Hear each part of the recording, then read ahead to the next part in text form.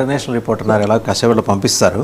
అది పక్కన పెడితే మీనాక్షి నటరాజన్ అనే ఒక నాయకురాలు, ఆవిడ నిబద్ధత గల నాయకురాలు, పార్టీతో సంబంధం లేకుండా అందరూ కూడా అబౌవ్ ద పార్టీ లైన్స్ ఆమెను గౌరవిస్తారు. మీనాక్షి ఆమె అభ్యర్థిత్వాన్ని చిన్నపాటి కారణాలతోటి ఆ సాకు చూపించేసి అడ్డుకునే ప్రయత్నం బీజేపీ చేసిందని కాంగ్రెస్ ఆరోపిస్తోంది. బీజేపీ వాళ్ళు ఏమంటున్నారు, వాళ్ళెవరో బండారు శ్రీలత గారు ఇంకెవరో శివశంకర్ రెడ్డి గారట, వాళ్లే లీక్ చేశారని చెప్పేసి బీజేపీ కానీ లేకపోతే ఇతర పార్టీల నాయకులు కానీ అంటున్నారు. ఇది ఒక కాంగ్రెస్లో అంతర్గతంగా ఉన్న సంక్షోభానికి ఇది దర్పణం పడుతుంది అని అనుకోవచ్చు. ఎందుకంటే ఇలాంటివన్నీ బేసిక్ ఇవి గైడ్లైన్స్ అండి, ఇవన్నీ చెక్ చేసుకోవాలి, క్రాస్ చెక్ చేసుకోవాలి.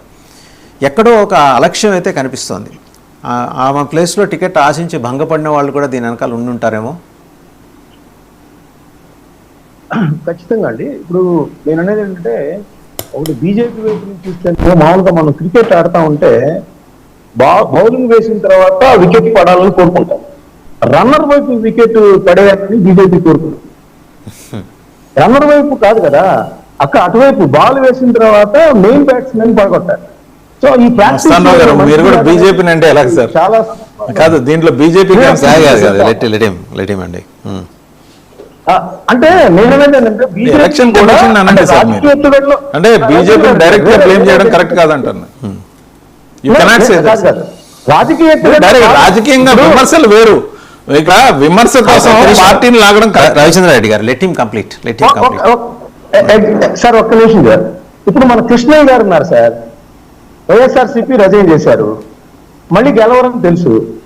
బీజేపీ మరి ఎలా చేసుకుని గెలిచారా లేదా? ఇప్పుడు మీరు వెస్ట్ బెంగాల్ ఎగ్జాంపుల్ చెప్తున్నారు, ఆమె రాజీనామా చేసింది, మళ్ళీ గెలవదని తెలుసు. అంటే బీజేపీ అష్యూరెన్స్, కృష్ణయ్య గారు కూడా అష్యూరెన్స్ ఇచ్చారు కదా. కృష్ణయ్య గారే ముందు చేరలేదు వెళ్ళి భారతీయ జనతా పార్టీలో, తర్వాత ఎలక్ట్ అయ్యారైనా. నేననేది అంతే, బీదా రవిచంద్ర యాదవ్ విషయంలో కావచ్చు, ఆ ప్రాక్టీస్ అనేది మంచిది కాదు డెమోక్రసీకి అనేది నా ఉద్దేశం. కానీ భారతీయ జనతా పార్టీ అనేది అన్ని పార్టీలు చేస్తా ఉన్నాయి అనేది. ఇప్పుడు గఫూర్ గారు చెప్పింది ఎట్లయితే డెమోక్రటిక్ సిస్టమ్ కి మంచిది కాదని చెప్తా ఉన్నారో, ఆ ఉద్దేశంతో చెప్తానండి. భారతీయ జనతా పార్టీ రాజకీయ ఎత్తుగడలో భాగంగా ప్రత్యర్థులను విధ్వంసం చేసే కార్యక్రమంలో ముందుకు వెళ్తా ఉంది. అది వాళ్లే వస్తున్నారా, లేకపోతే స్వచ్ఛందంగా వస్తున్నారా, లేకపోతే అప్పుడు వాళ్ళు 7 వచ్చేసారు. దాని వెనకాల ఏంటంటే మరి ఈడీ రైడ్ చేసిందనే ఆరోపణలు కూడా వచ్చాయి కదా. అప్పుడు రాఘవ్ చద్దా విషయంలో ఏం జరిగింది, వాళ్ళందరినీ రాజీనామా చేసి తీసుకోవచ్చు కదా. వాళ్ళే వచ్చారనేది మన అందరికీ తెలుసు. ఏం జరుగుతుందో, వాట్ ఈస్ గోయింగ్ అనేది జరుగుతుంది. అయితే ఇక్కడ మీనాక్షి నటరాజన్ విషయంలో ఏంటంటే కాంగ్రెస్ పార్టీ స్వయంకృత అపరాధం కూడా ఉందండి. అంత పెద్ద కాంగ్రెస్ పార్టీ అభిషేక్ సింగ్ ఇలాంటి ఉన్నప్పుడు లీగల్ టీం ఎందుకంత వీక్ గా ఉంది? ఖచ్చితంగా అప్లికేషన్ పెట్టేటప్పుడు అన్ని మైన్యూట్ గా కూడా ఆలోచించాల్సిన అవసరం ఉంది. ఒక పక్కన మధ్యప్రదేశ్ లో కొంతమంది కాంగ్రెస్ పార్టీ నాయకులు వ్యతిరేకిస్తా ఉన్నారు, ఎమ్మెల్యేలు, అక్కడ ఒక ఇబ్బంది ఉంది. బీజేపీ లీగల్ టీం అంతా చాలా అలర్ట్ గా ఉంది. ఇట్లాంటి ఫైల్ చేయటం కానీ, ఏదైనా వాళ్ళ దగ్గర లూప్ హోల్స్ ఉంటే వాటిని ఫైల్ చేయటం కానీ, అట్లాంటప్పుడు కాంగ్రెస్ పార్టీ ఎంత నిద్రావస్థలో ఉందంటే ఇది ఒక ఎగ్జాంపుల్. ఎందుకంటే భారతీయ జనతా పార్టీ ఏ ఒక్క అవకాశాన్ని వదలట్లేదు. అది రాజకీయ ఎత్తుగడలో భాగంగా చేసుకోవచ్చు, లేకపోతే ప్రత్యర్థి పార్టీని ఇరుకులు పెడతం చేసుకోవచ్చు. రెండోది ఏంటంటే ఇక్కడ మీరు ఇందాకన్నది, కాంగ్రెస్ పార్టీ తెలంగాణలో చాలా నిర్మోహమాటంగా వ్యవహరించిన పరిస్థితి.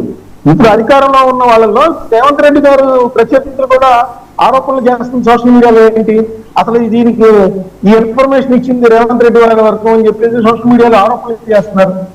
నిజానికి రేవంత్ రెడ్డి గారు అలాంటి వ్యక్తి కాదు.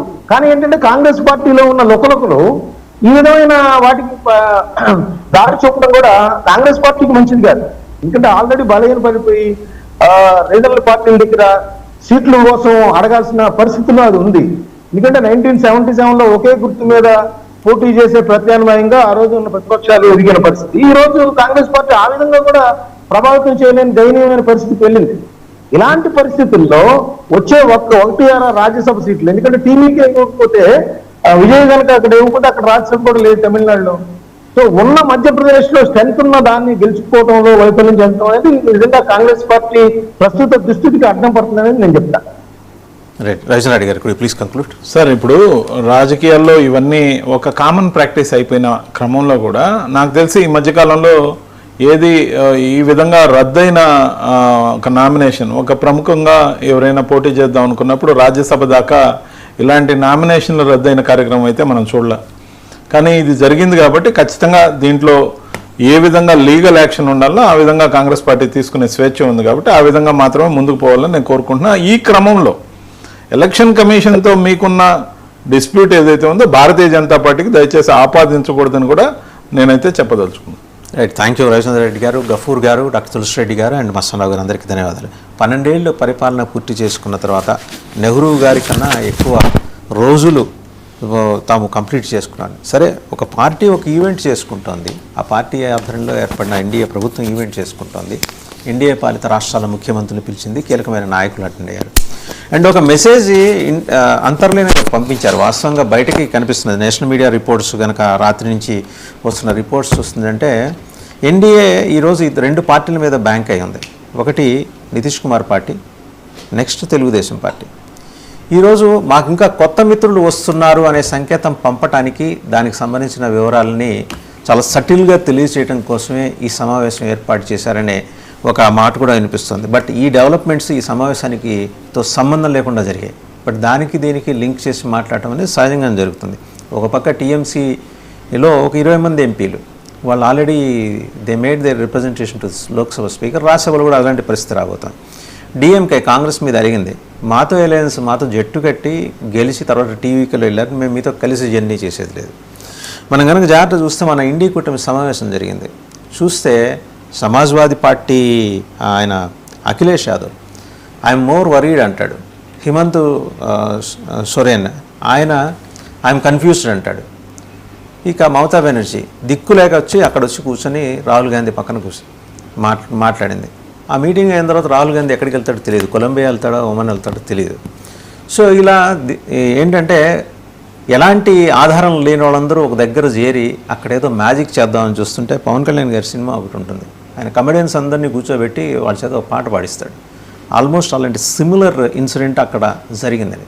ఏమాత్రం బలమైన నాయకులు పార్టీలు లేని వీళ్ళతోటి వ్యవస్థలతోటి వాళ్ళు ఇండి కూటమి, పొరపాటున వాళ్ళు ఇండియా అని పెట్టుకున్నారు. ఇండియాని ఎలా పెట్టుకుంటారో తెలియదు కానీ ఇండి కూటమి వాళ్ళు చేసే ప్రయత్నాలు, తర్వాత సబ్సిక్వెంట్గా ఎన్డీఏ చేసిన ఈ ఈవెంట్, పోనీ ప్రతిపక్షాల మాటలో చూస్తే ఈవెంట్ చూస్తే తప్పే ఉంది. 12 ఏళ్ళు పూర్తి చేసుకున్నారు.